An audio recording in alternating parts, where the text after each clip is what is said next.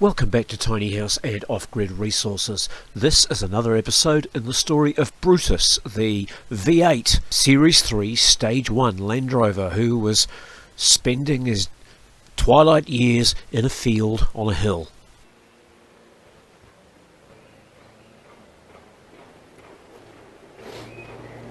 Weather update, gross weather coming, and they say it's going to last for the rest of the week. So I've battened down the hatches here and I'm off into the shed to work on the dashboard.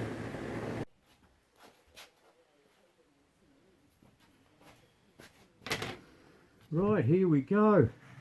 These are bog spreaders for spreading filler into dents. They come in different sizes, but they're really flexible and they don't have a sharpened edge, they just have a thin edge. So if you're sensible with it, it won't cut you or the foam.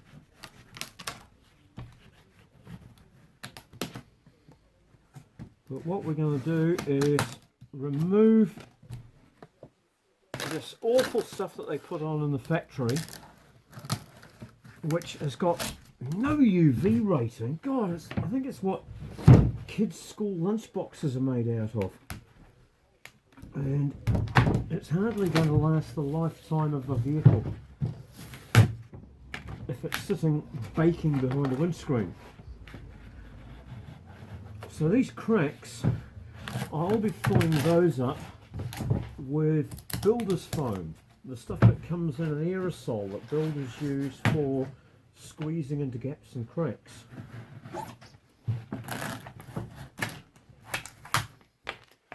And I'll do that as soon as I've cleaned this off and then leave that set overnight. And tomorrow I'll come back, sand that down, which will repair all these cracks, and I'll be recovering it with some automotive vinyl that looks like seat vinyl, but it's a little bit thinner and it stretches in both directions. Normal vinyl only stretches in one direction, but this stuff is called, funnily enough, two-way stretch. And two-way stretch vinyl is very good for complex shapes, so it will dip down into all of these divots here for the screw holes. You must use a really high quality glue, a high temperature contact adhesive, because ordinary glue will let go in these high temperatures.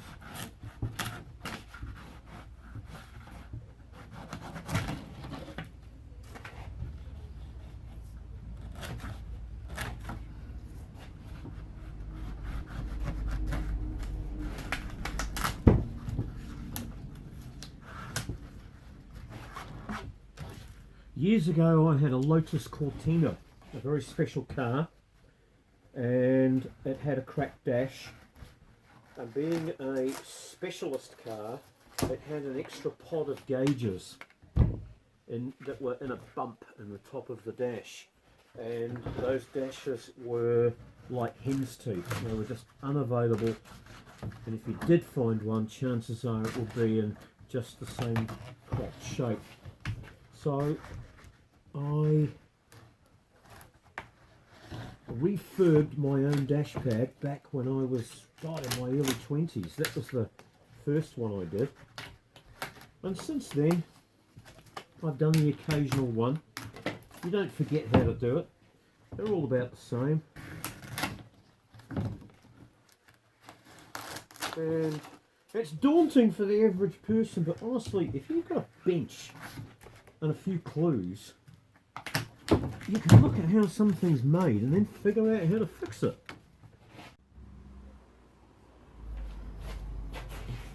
Right, here's your builder's foam.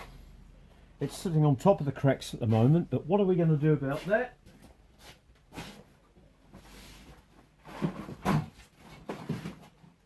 We're going to go into the kitchen and we're going to get some cling film.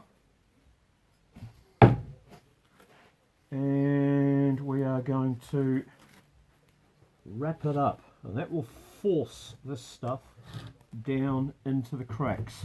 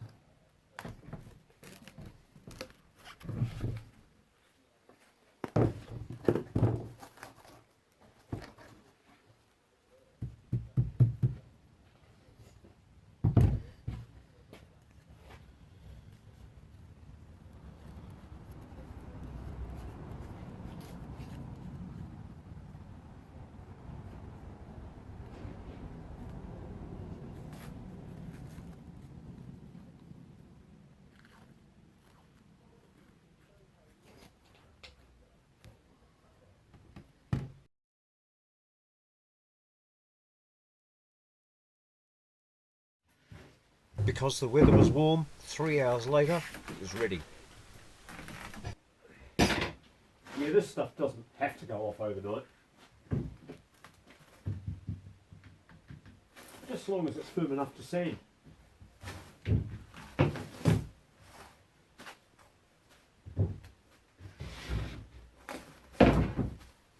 Now normally I'd get the DA double action sander, or at least an orbital sander onto this, but one I've got lent out and the other's quite noisy, so I'm just going to sand it by hand just so that you guys can see how easy it is. It's like sanding bread, it really is. I'm just looking for sandpaper. I want some real coarse stuff. I've got a roll of it over here somewhere.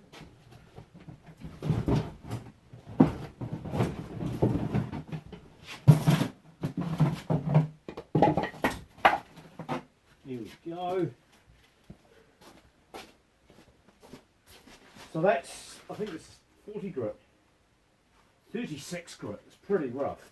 So I won't be finishing with this, but I can certainly rough it down. Now, you can't see from over there, but it's really pushed it down into these cracks. And it's virtually flat here, won't need much sanding at all. Now this will need blocking, I think. Yeah, it's sanding well. As I say, I'll just rough it with this. You can see that I'm taking it down to just as it starts to show through. I'll finish with a finer sandpaper.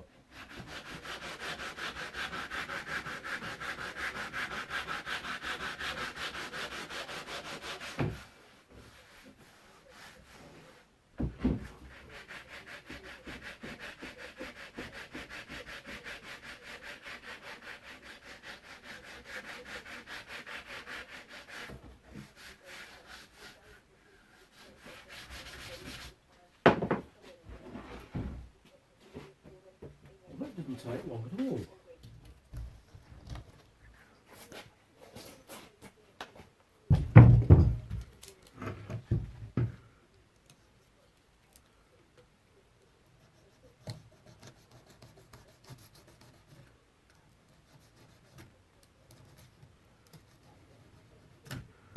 Now here's a piece I did without the Glad wrap, and you can see that the air bubbles in it are far bigger than in any of these. By compressing it, you get a much finer finish.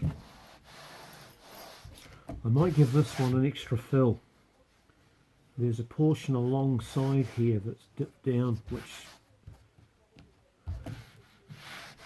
I can improve.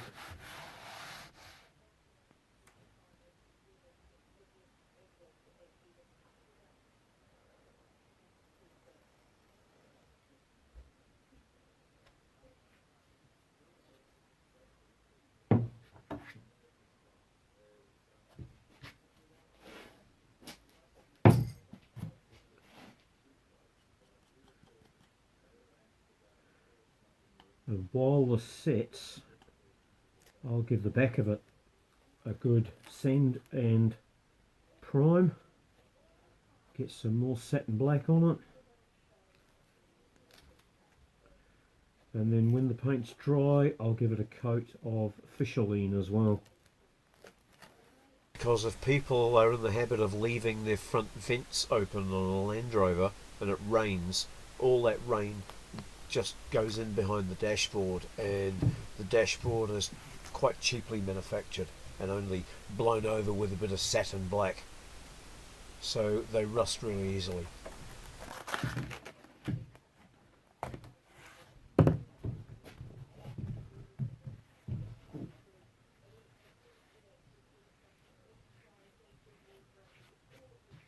Right, painting time. Okay, so I've cleaned and repainted the back of it. I'm really pleased because it's got zero rust.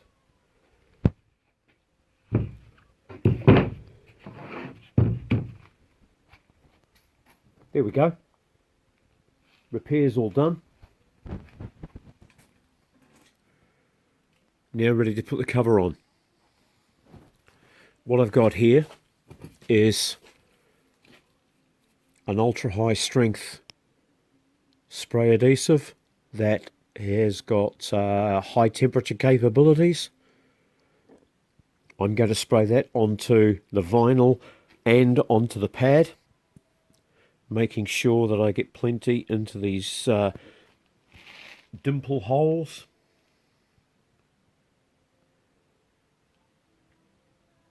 And then it's a very quick job to fit the cover. The prep is what takes the time. I'll have a hot air gun just to warm it up should I need it. And I've already chosen a socket that I'm going to use to push the vinyl down into the dimples. These cans have a great nozzle. Very aimable, you don't get a lot of overspray.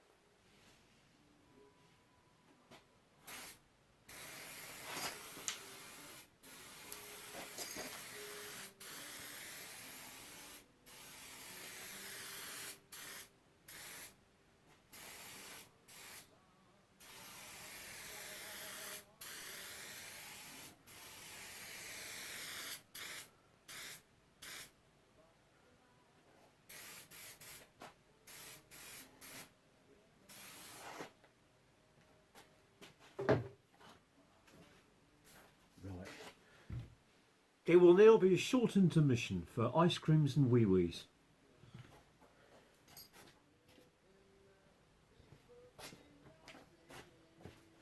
Right, it's now 15 minutes later and we're hitting it hard.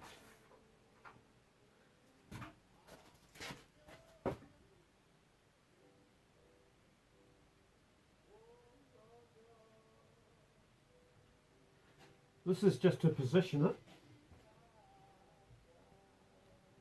See how sticky it is. It's just starting to go. Yep, good. Make sure I've got enough to make it go in all the directions I need it to go. I'm going to sneak it back this way just a little.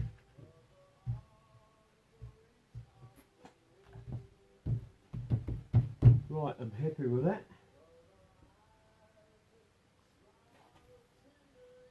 I'm going to turn it over in a moment. And I'm going to start working on the most difficult parts first, those dimples. First of all, give it a smooth out. And got the hot air gun, should I need it. So I'll locate the first two dimples, warm up the vinyl,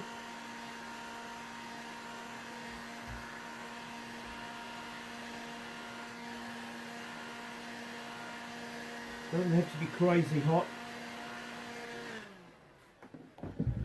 just want it warm enough to move when I ask it to.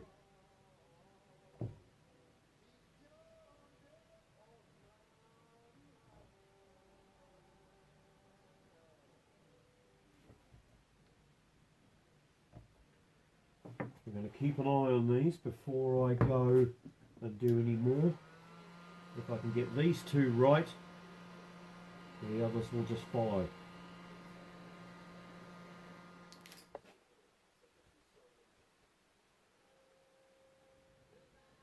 If they stay there, I'll be very happy with those.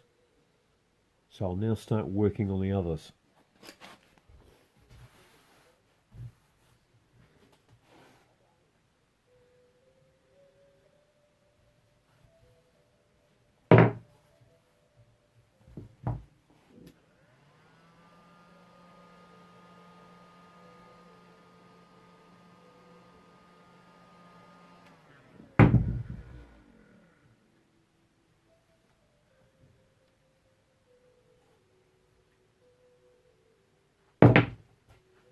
Right, now what I'm going to do is turn it over and put some stretch into it.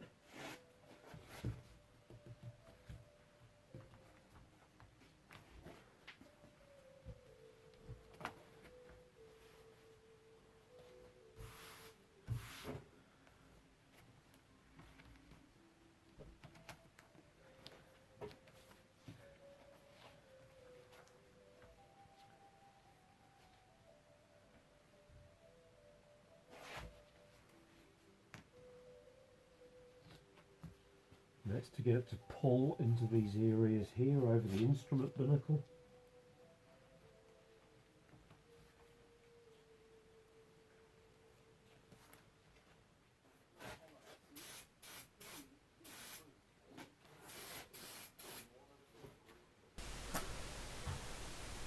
Well, that's good. Can't see any of the repairs underneath it. I'm happy with how that looks.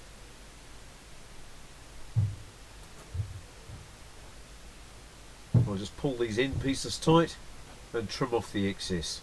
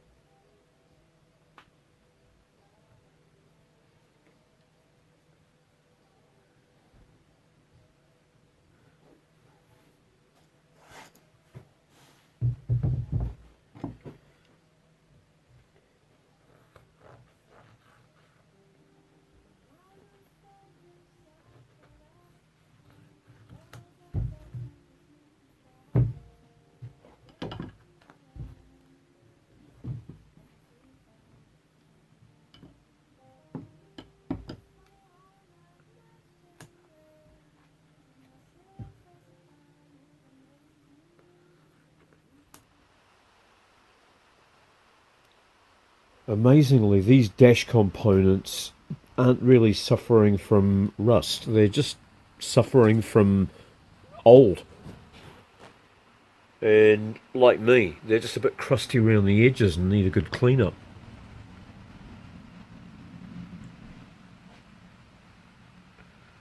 I'll just give this a good wire buff, spray some rust killer on it, and give it a good zinc prime, because the vinyl's actually undamaged. I'll just give it a clean. Best news today.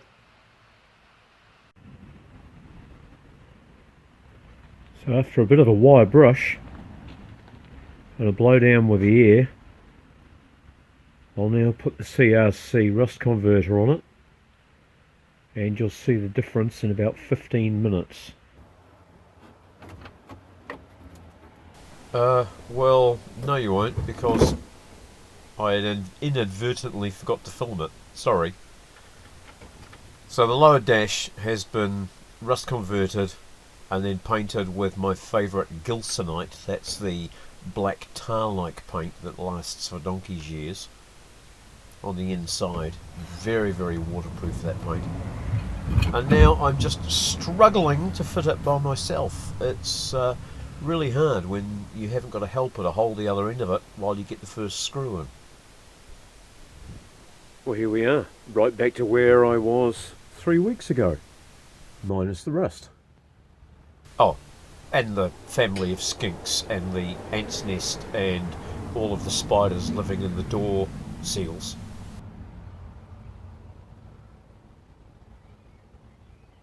Trying to find a few screws. Trying to figure out where all these wires go. And most of all, wondering where this came from.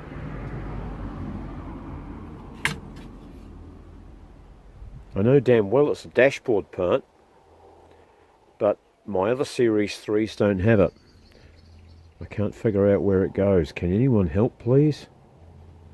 I don't want to go and put the rest of it together and then find I've got to pull it apart to put this in.